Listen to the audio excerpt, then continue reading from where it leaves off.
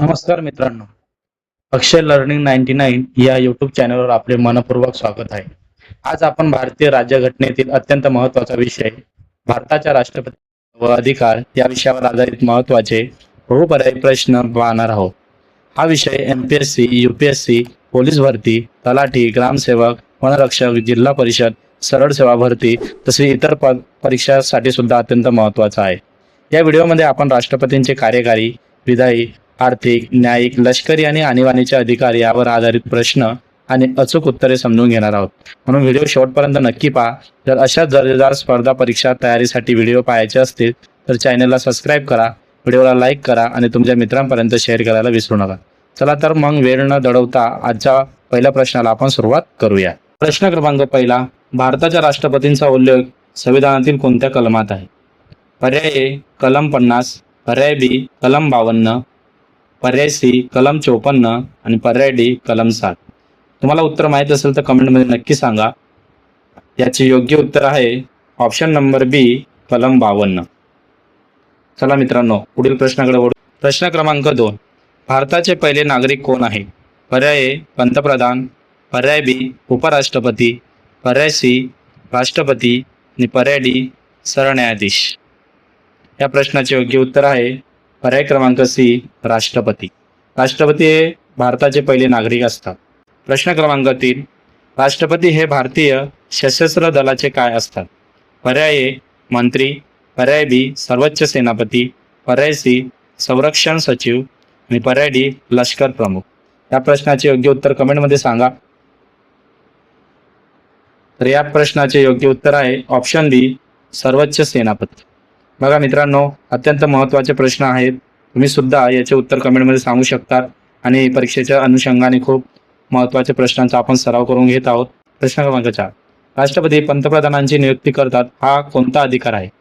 पर्याय ए न्यायिक, पर्याय बी कार्यकारी, पर्याय सी आर्थिक आणि पर्याय डी विधायी. या प्रश्नाचे योग्य उत्तर कमेंटमध्ये सांगा.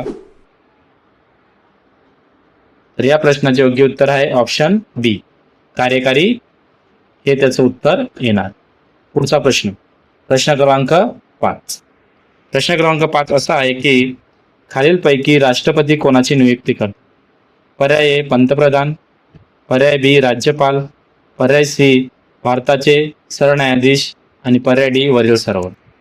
तर या प्रश्नाचे योग्य उत्तर असणार आहे पर्याय क्रमांक डी वरील सर्व.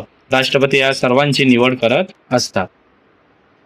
पुढील प्रश्न 6, संसदेने अधिवेशन बोलण्याचा अधिकार कोणाला दिला आहे?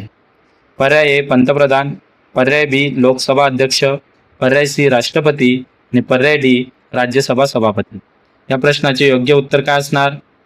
तर या प्रश्नाचे योग्य उत्तर असणार आहे पर्याय क्रमांक सी राष्ट्रपती. तसेच प्रश्न क्रमांक 7, संसदेने मंजूर केलेले विधेयक कायदा होण्यासाठी कोणाची संमती आवश्यक असते?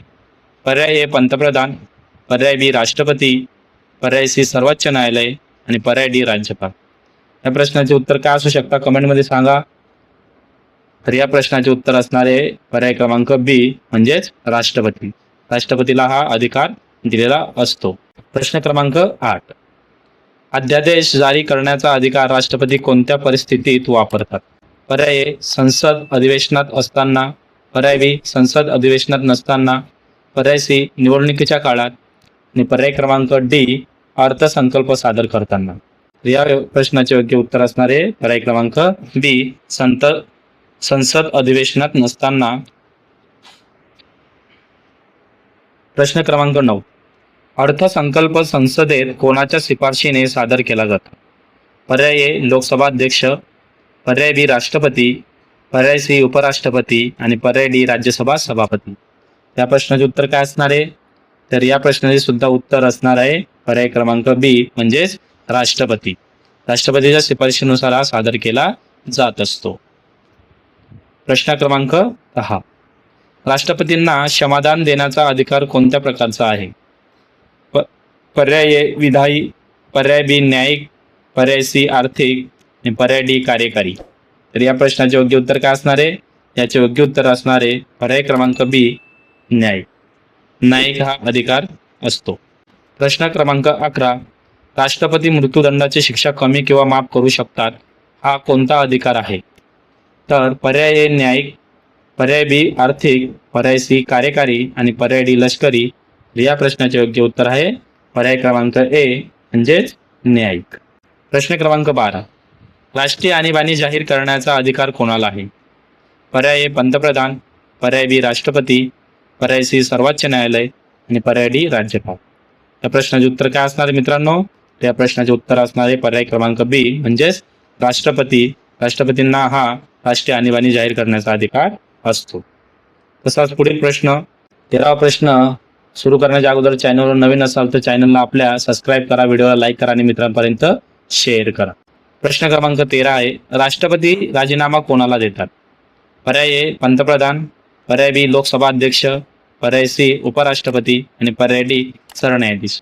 या प्रश्नाचे योग्य उत्तर काय असणार आहे? पर्याय क्रमांक सी उपराष्ट्रपती. उपराष्ट्रपतींना राष्ट्रपती काय देत असतात? राजीनामा देत असतात. पुढील प्रश्न क्रमांक 14. राष्ट्रपतींचा कार्यकाळ किती वर्षाचा असतो? पर्याय ए 4 वर्ष, पर्याय बी 5 वर्ष, पर्याय सी 6 वर्ष आणि पर्याय डी 7 वर्ष. तर राष्ट्रपतींचा कार्यकाळ किती वर्षाचा असतो? त्याचं उत्तर असणार आहे पर्याय बी म्हणजेच 5 वर्षाचा त्यांचा कार्यकाळ असतो. प्रश्न क्रमांक 15. राष्ट्रपतींवर महाअभियोग कोण लावू शकते? पर्याय ए सर्वोच्च न्यायालय, पर्याय बी संसद, पर्याय सी निवडणूक आयोग आणि पर्याय डी राज्यपाल.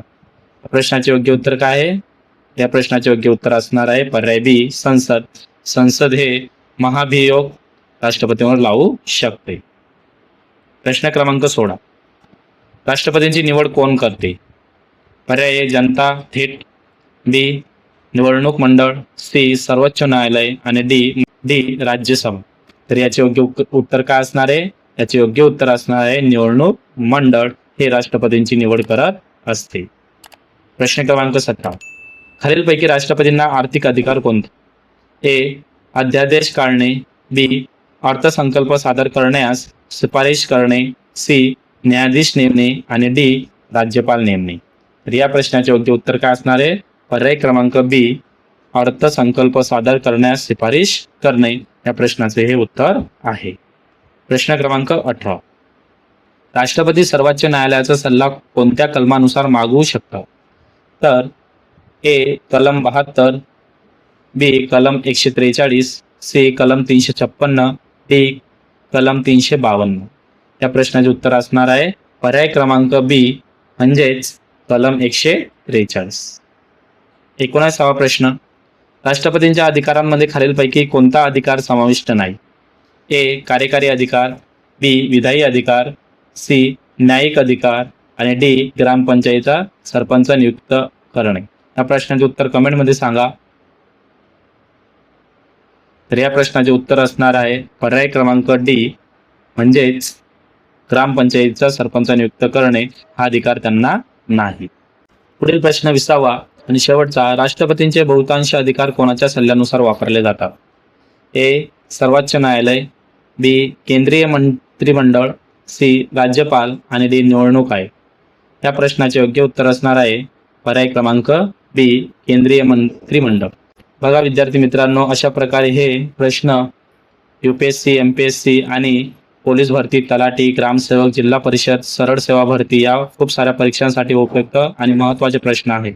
अशाच प्रश्नांसाठी आपल्या व्हिडिओला सबस्क्राईब करा, लाईक करा आणि मित्रांपर्यंत शेअर करा. व्हिडिओ आवडला असेल तर नक्कीच